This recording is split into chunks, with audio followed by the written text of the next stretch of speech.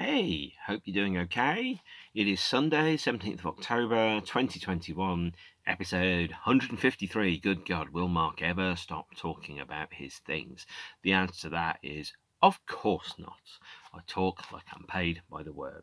Today, I'm going to be talking about Depeche Mode's first live album, 101. If I was very cynical, I should have done this 52 episodes ago, episode 101.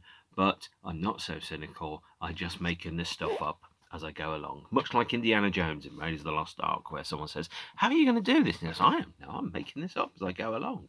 Sometimes I think being an adult is around, making it up as you go along and trying to minimise the amount of mistakes that you make upon the way.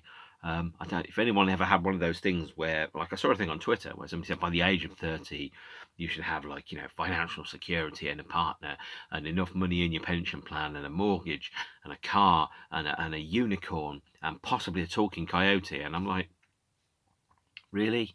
The most important thing is to enjoy the person that you are, because you're going to be spending the rest of your life with you and hopefully the life that you've got with it. I don't know why I'm giving you life advice. I am notoriously terrible at being able to make long-term plans. I think the longest long-term plans I've ever made really have been around gig tickets that I bought before COVID that I still haven't been to now. So I bought gigs in the last decade, which I haven't been to yet. And 2021 is going to finish in 2.5 months.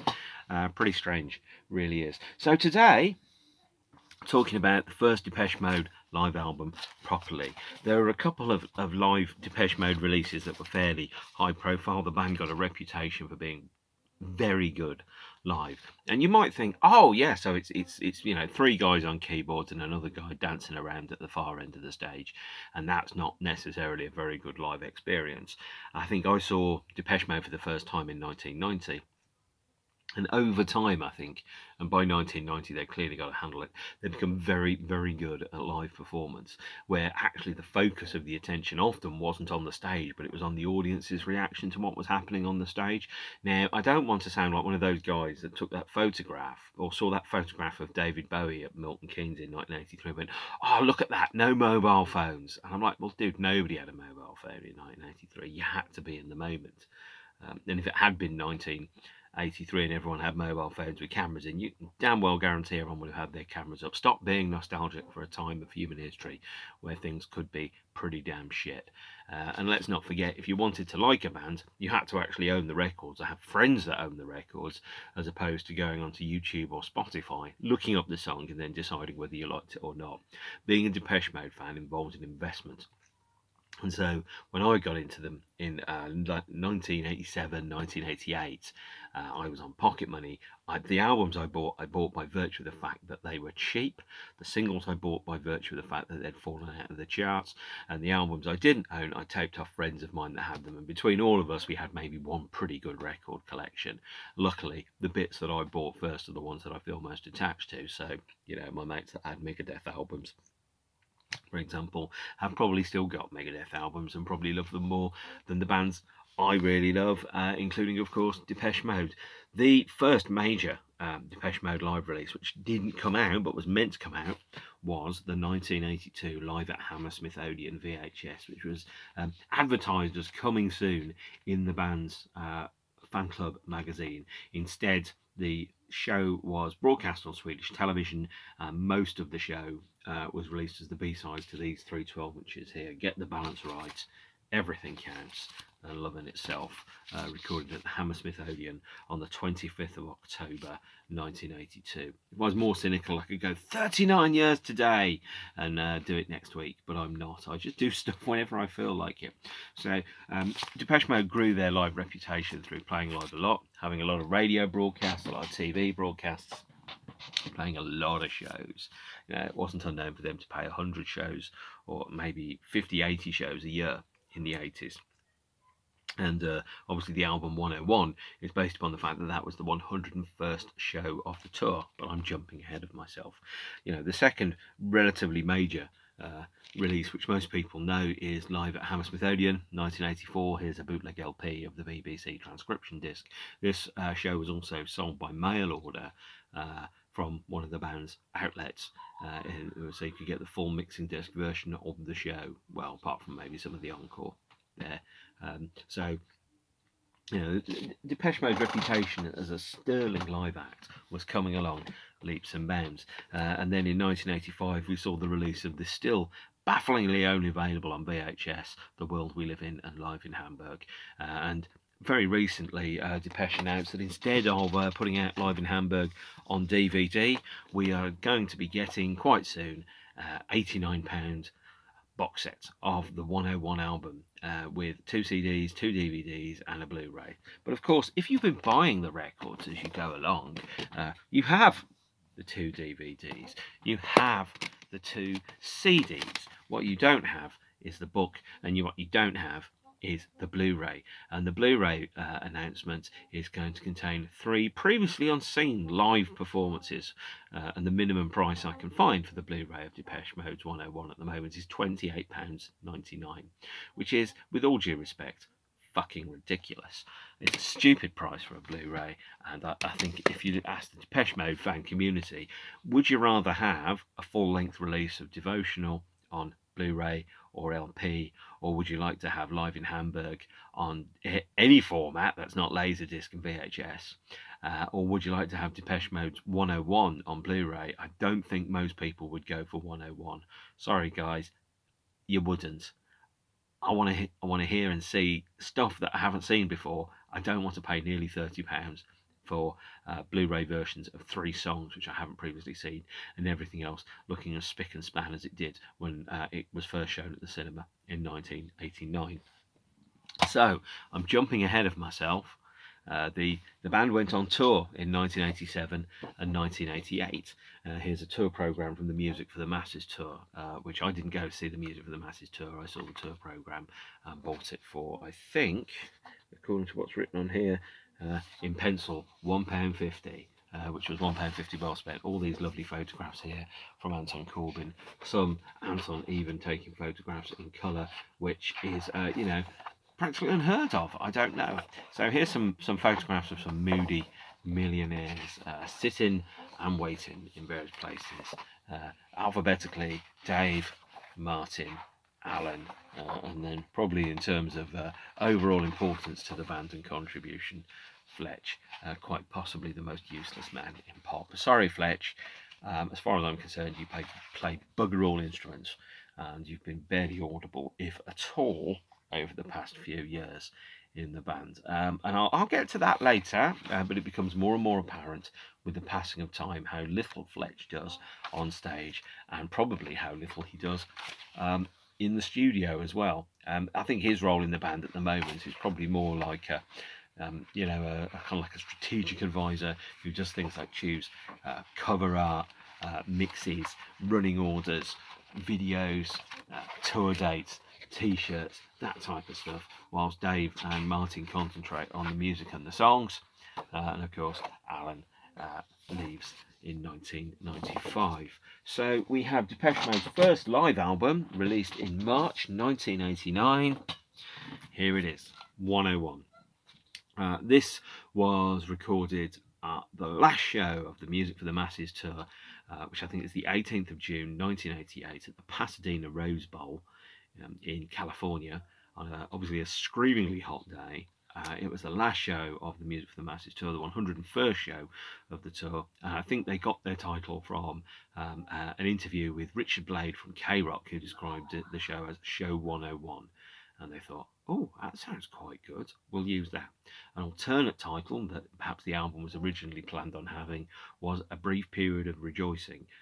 The more retentive of you will remember that A Brief Period of Rejoicing was a quote from Churchill at the end of the Second World War, when he stated the nation would enter a brief period of rejoicing, but it was also considered as a potential title for the Black Celebration album in 1986. So 101, and I think the title to 101, although it's perhaps not intentional, has absolutely no connotations at all with the famous room of torture, where the very thing that you fear the most exists within, in George Orwell's 1984. 101 is meant to be a celebration and not a punishment, despite what some of you may think. And possibly having been at the show, I wasn't, and having to stand in those incredibly absurd temperatures for all day, you might think of it actually as more of a punishment as well. By the way, the hottest gig I have ever been to, and this will be quite a surprise, was the Cure's 2018 show at Hyde Park. When I get to talking about the Cure's 2018 releases, the anniversary, and from there to here, CDs and Blu-rays and films, I will probably bore you talking about how hot it was. But if it was anything like as hot as that was, you could possibly think going to see Depeche Mode on this particular day was in itself a form of torture. Support came from Thomas Dolby and OMD, the last show by OMD with their classic lineup before they fragmented and became an extension of Andy McCluskey's solo career aspirations there. And the 101 album is, I think it's a great introduction to Depeche Mode. This is the first Depeche Mode album I really, really remember experiencing in real time as it happened before my eyes. So there's a couple of things I should tell you about the album. Firstly, it's a double, and in the oldie-fashioned vinyl days, a double album was a heck of a statement, and triple live albums, no such thing as a triple live album. This is one of the more recent 2016 repressings of 101. And it replicates the original album as much as I can remember, apart from the fact that I think the inner sleeves were slightly different. So the original vinyl version of it that I bought in 1988 does have this 16-page book in it with photographs by Anton Corbijn. And it came in two types of sleeves. One was a gatefold, and one had like an envelope with a flap that was in it. There's Martin singing, presumably, A Question of Lust. There's Dave shaking it all about. There's D.A.Pennebaker, the filmmaker. Here's Alan. Here's Fletch, and so on and so forth. And here's some other photographs of people doing things. Stage clothes. I think, is it Fletch playing guitar? Well, that's a first. Although apparently Fletch did start off playing bass. And then some other photographs as well in there. Clearly knackered Dave at the end of the tour. I think the thing that I will say is actually, as an album, 101 is both a perfect introduction to 80s Depeche, and it's also a not amazing live album. Now that sounds like a contradiction in terms, but hear me out here. Is what was more important, probably, than the show was the event at the Pasadena Rose Bowl. And one of the things which I had when I saw Depeche Mode in 1990 was the sense of community, which I didn't often have. So I was, a 16, 17-year-old kid in my bedroom on my own, listening to music, and I didn't see Depeche Mode t-shirts out there. I was paying attention, but I wasn't seeing people in Depeche Mode t-shirts, Cure t-shirts, yeah, but not Depeche Mode ones. And I was kind of thinking, am I the only person that likes this band? Clearly not. But it felt like perhaps I was. And in the days before the internet, even in the days before mailing lists in the early and late 90s that were run out of academic institutions, what became very, very clear was there was a sense that I might be the only person in the world that likes this band. Yeah, I know they're playing the NEC, they're playing to 8,000 people a night, but who are these people? What do they look like? Have they got anything to do with me? I couldn't communicate with them. I couldn't be friends with them. I didn't know who they were, and perhaps one of the reasons why I've got so many band t-shirts, and it's a legacy from that period, is I wanted to wear band t-shirts because I wanted to signal to people, we can be friends if we like the same band. If I'm wearing a Depeche Mode t-shirt and you're wearing a Depeche Mode t-shirt, we can talk about something, or maybe we can share something, maybe some common sets of ideas around the world we live in and life in general, and all those type of things, which is probably why I still wear band t-shirts, because I quite like them. And to be honest, I can't name 3 songs by Superdry or Next, but I can name 3 songs by Depeche Mode. They've got that song about the silence, they've got that song about the can't getting enough, and they've got that song about shoes. So that's good enough. I can name 3 songs by Depeche Mode. I can't name 3 songs by River Island. I don't even know how many albums River Island have made. So with Depeche in the 80s, and I think perhaps this was it was a really nice sense of community, and seeing the film and having that sense of those people that were there having a communal shared experience. I was like, that's amazing, to be in the same room as a band playing the songs that you love, and to be surrounded by people and go, these are my people. They like the things I like. They feel the things that I feel. They understand the things that I understand. They see the world, at least, they're drawn to something in Depeche Mode, which is I'm drawn to something in Depeche Mode as well. So, even when you're at a gig, and like, for example, when I saw Oasis, I may have been surrounded by beard up laddie wankers, but also they liked Oasis and I liked Oasis. So I couldn't be, vastly different from them, although I was vastly different from them because I wasn't off my fucking box on poppers and starting fights, which I'll talk about when we get to Oasis later on. But when before the internet, you didn't know who these people were. They were strangers. So the idea that there were 10,000 people in my town that liked Depeche Mode, I'm like, that's like 1 in 100 people like Depeche Mode.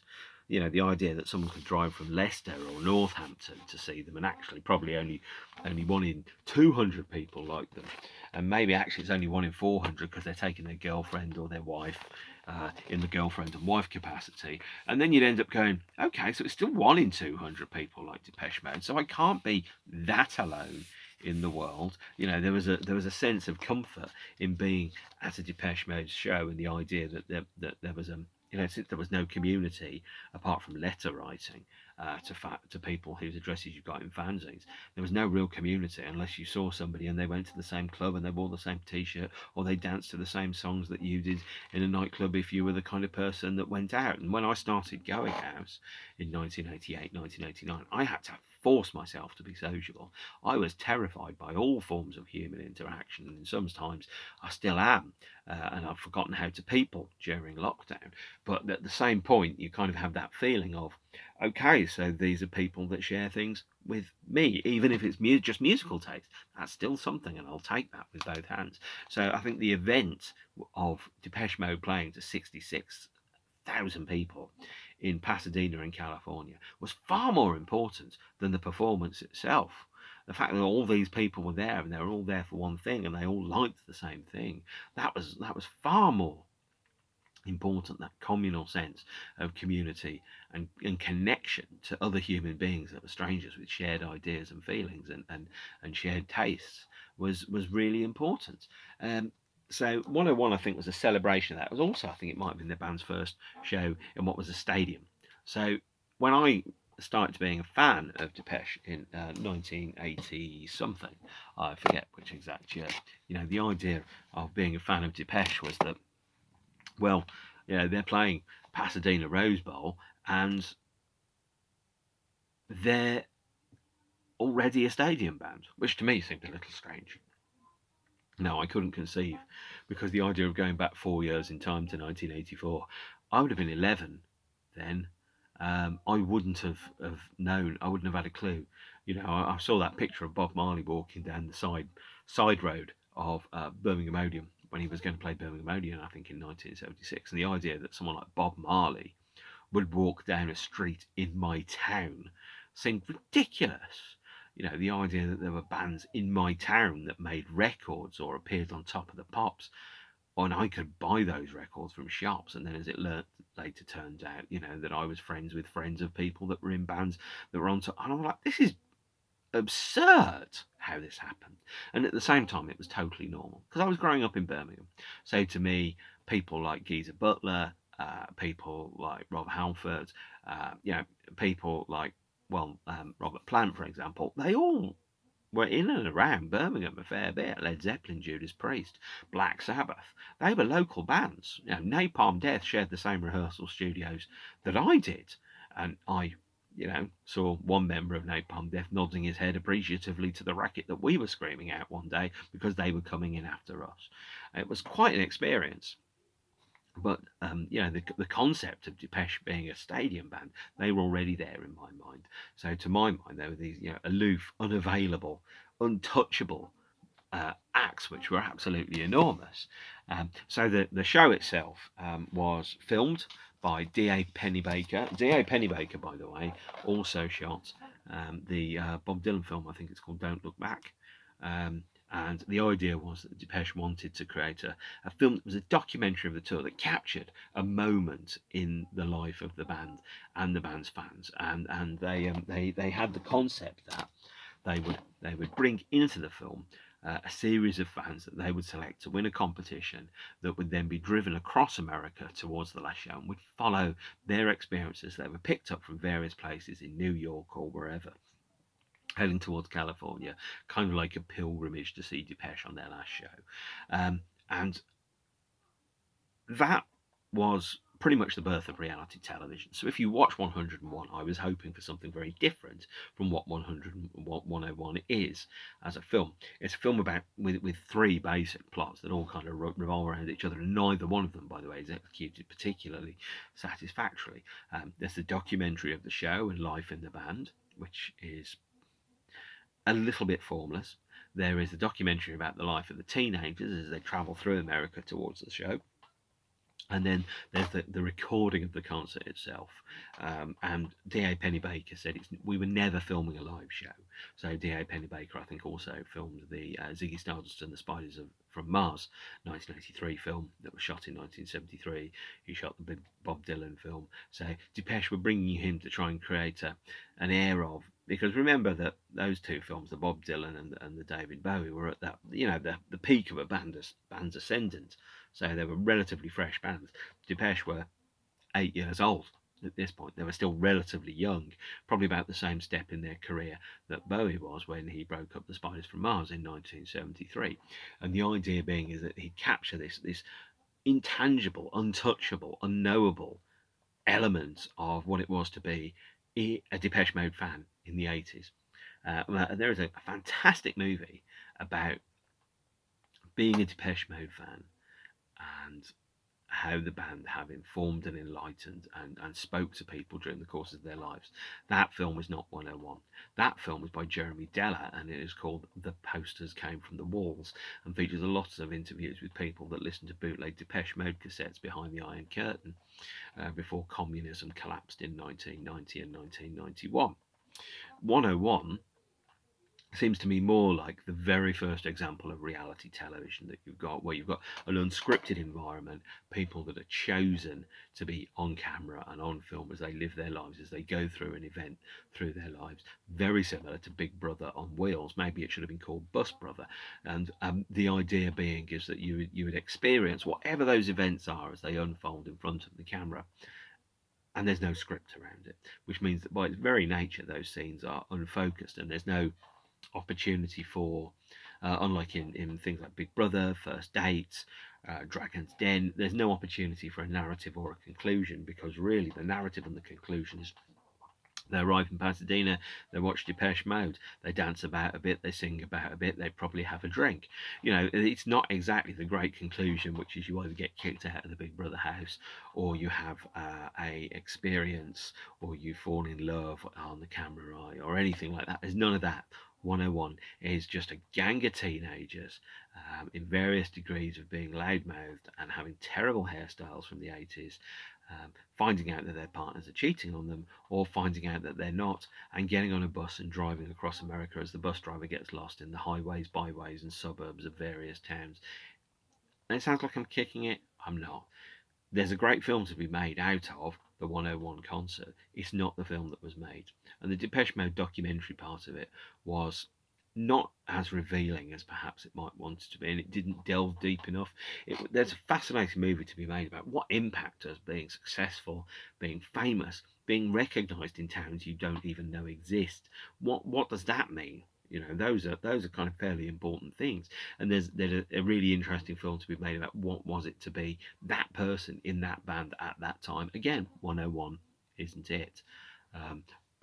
And it's also unsatisfactory as a film of the event, because until the release of the Blu-ray, only 52 minutes of concert footage has been released. There's maybe an extra couple of minutes of things you said, and nothing in the album, in the film itself. But there's huge gaps. Less than half of the show to date is viewable in a visual form, and that's quite unsatisfactory. As having only a 52, and which, by the way, the 52 minutes I think is out of sequence. So it's not a great movie.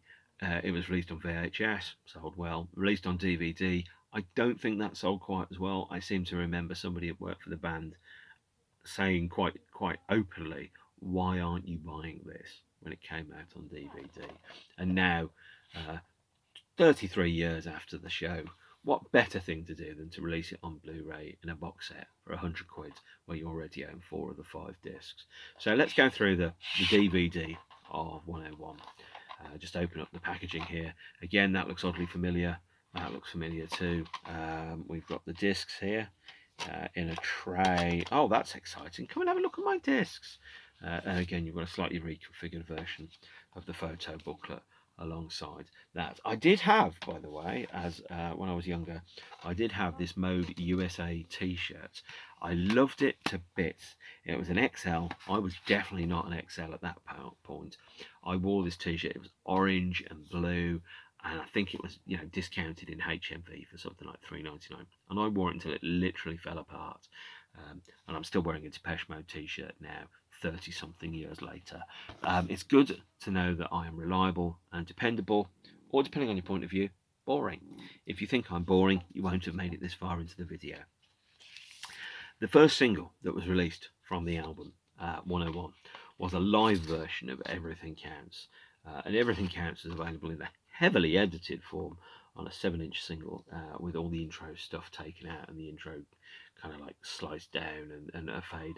It was backed with Nothing, and Nothing was not on the original vinyl edition. So in 1988, the world was kind of transitioning between vinyl and CD. Of course, it's all gone the other way now. You only listen to real music on vinyl. But because it was a double album, it couldn't handle all of the songs that were performed at the show without having to compromise either sound quality or resequence the show. So they decided that for the CD version of the album had 3 extra tracks. And those 3 extra tracks were released on the single of Everything Counts. So, for example, let me see if I can find the... here's the CD single. So there's 3 extra tracks were Sacred, Nothing, and A Question of Lust on the 12-inch, and on the 7-inch it was Nothing. But those 3 songs are not on the vinyl version of 101. In fact, the only place they've been released on vinyl is on the 12-inch of Everything Counts, the first 12-inch. And there was a number of formats of the single. Putting it technically, they formatted the heck out of this. Here is the first one, a Depeche Mode 10-inch, which is numbered, this one 5544, of Everything Counts. So let's have a look inside the 10-inch. This was the first 10-inch I ever owned, by the way. I know that's pretty boring or exciting depending on your point of view, but this is the first 10-inch single I ever owned, with a lovely 10 there on it, and it had a number of tracks on. Let's quickly have a look and see what those tracks are. So it was Everything Counts, the original 1983 12-inch, the US 7-inch mix of Nothing, and the reprise of Everything Counts. And in fact, this version, as you can see here, has had some postcards included in it, and it's had them in there for so long that the postcards have actually kind of worn slightly onto the cover. The 10-inch features a mix called the Absolute Mix, which is remixed by Alan Moulder. And the Absolute Mix and the other 12-inch version were used in the live arrangements of 101, live arrangements of Everything Counts in 1990. There were some postcards. These are Mute Records postcards of 101 and Everything Counts. And there's also, for your delectation, a sticker, which I have never stuck, and of course now never will. So you put that in there on I think that's about it for what's inside here. There was a 3-inch mini CD in a Filofax pack. I couldn't be bothered with that, to be honest. Also, I hadn't got a CD player. I didn't get a CD player until 1990, so the stuff I was buying was most definitely on vinyl. So there was a standard 12-inch with the live B-sides. There was a 10-inch with some remixes on, and then there was a second 10-inch. Second 12-inch. Here's the second 12-inch of Everything Counts. It has the Bomb the Bass mix, which is just titled Remix, and it has the extended version, the Zip Hop mix by Justin Strauss, and a remix by Tim Simonian and Mark Saunders. Again, Bomb the Bass mix of Strange Love on the second track on the 12-inch. And I've got to tell you guys, the second track on this 12-inch, the remix of the Hijack mix, of Strangelove. This very 12-inch has cost me thousands of pounds, because I bought it when Everything Counts had dropped out of the charts. I had a copy of 101, I think, which I taped. I bought this one from Hop Days Records in Selly Oak, about 100 yards away from where I was born, for about 95p the week it dropped out of the charts. And I listened to the Strangelove remix. I was like, this band have changed my life. And here I am, about 450 Depeche Mode records later, and definitely having spent probably tens of thousands of pounds on them over the past 30 years. I have no regrets, apart from I should have seen them in 1993. There was a CD single of Everything Counts.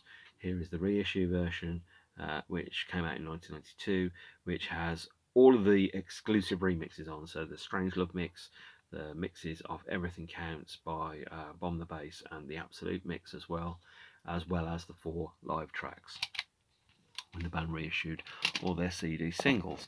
And then, of course, the live album. Although I've already spent half an hour staggeringly talking about it, the live album, I haven't really talked about some of the contents of it. So it's a compilation of the band's best songs at the time in a live set that's sequenced to keep a crowd and an audience together. And obviously, album sequencing and setlist sequencing are very, very different, especially when you're making an album. You don't have the opportunity to come back and go, here's another 3 great songs right at the end of side 4. You have to sequence the album differently than you do the live set. The other thing I will say is that the live arrangements that there are on 101 are very different to the ones that are on the studio records. There are 3 reasons for that. The first and most practical one is that the band were using cutting edge but now antiquated synthesizer technology such as the Emulator 2, and the Emulator 2 didn't have enough memory in it to be able to store each sound for each song, so the band had to load up the sounds for each song from a set of sequenced floppy disks that took up to 30 seconds to load. And I specifically remember seeing this go wrong when I saw Nights of Ebb in 1992 at the Middlesbrough Arena, because I don't think one of the sequencers loaded correctly and the song sounded very wrong indeed, and I think they restarted it. So the Emulator 2 took up to 30 seconds to load songs. So the live arrangements that the band had were designed around which keyboards can you switch off first at the end of the preceding song, and then swap the floppy disk and load it up in between the songs, and then that keyboard became the song that was the first keyboard that was played in the song when it was played live. Then the second sequencer came in, and of course, obviously, the second keyboard took another 30 seconds to load up. Let's say that was the second from last one that stopped playing on the preceding song. So the second keyboard, you then play it through that. And that's how they made the arrangements, so as to minimise the loading times in between the songs, and to minimise the bits where Dave Garn has to stand on stage and just say, "Good evening, Pasadena," about 20 times in a row, because the gap between the songs is so long. And there is a web page that faithfully reproduces existing recordings of all the times that Depeche Mode's equipment has failed, or someone has picked up the wrong floppy disk and loaded it in by mistake, which is both funny, weird, and a little bit sad. Yeah, I'm a fine person to talk about that, given how many records I've got. And also, by the way, about 50% of the sound that you hear in the Depeche Mode live sets at this time was pre-recorded and coming off tape. So they re-recorded the songs with current keyboards and sequencers effectively as backing tracks, because there's only, between Martin and Alan and at a push Fletch, a maximum of 4 to 6 hands. Most practically, most of the time, 4 hands that can play any particular keyboard lines, and sometimes Martin is playing guitar, so sometimes there's really only 2 hands on a keyboard. So in order to maintain the faithfulness of the band's sound, and not to sound like one of those Mary Whitehouse Experience Utah Saints Unplugged jokes, is that about 50% of the sound had been pre-recorded and was coming off tapes and sequencers that were running in sync. And the band had 2 sets of equipment that were running simultaneously, so if one crashed, they could flip over to the other one. For the Rose Bowl concert, by the way, it was so warm that their main bits of equipment had failed. So if you watch the 101 movie, hello, I'm the DVD, now a ridiculous Blu-ray of 101, If you were watching the 101 movie, you're thinking, God, those keyboards look old and chunky and big, even by 1988 standards. Bingo, you are bang on the money. The Rose Bowl concert was actually performed using the band's backup emergency equipment because their main stuff had frankly overheated in the temperatures in the afternoon. Nothing like flying by the seats of your pants there at all, guys. Also, the live album 101 does feature some re-recordings in the studio of vocals. Dave was starting to lose his voice in the humidity because it was extremely very warm indeed, and he really struggled with being able to keep in tune. And as I've said before, the event is more important than the concert. So, in some respects, this is a representation of the show as it is remembered, and not a representation of the show as it actually happened. There was a couple of other things that happened. If you watch the film, during Blasphemous Rumours, there is a woman crying all the way through the lyrics, which I still can't listen to any performance of Blasphemous Rumours without thinking about someone going "ah" at various points during the song, because that is what's shown in the film. Also, there was a lightning strike during the track Something to Do. So when you listen to 101, and if you listen to it and there's the line about I can't stand another drink, it's surprising this town doesn't sink, and you hear a big, big cheer, it's not because Dave's done a particularly fancy crotch move or hit a lovely note. It is because lightning has struck, and therefore the crowd think at last it might not be incredibly bloody fucking warm, which, by the way, 101 could possibly even be a reference to the temperature on that particular day.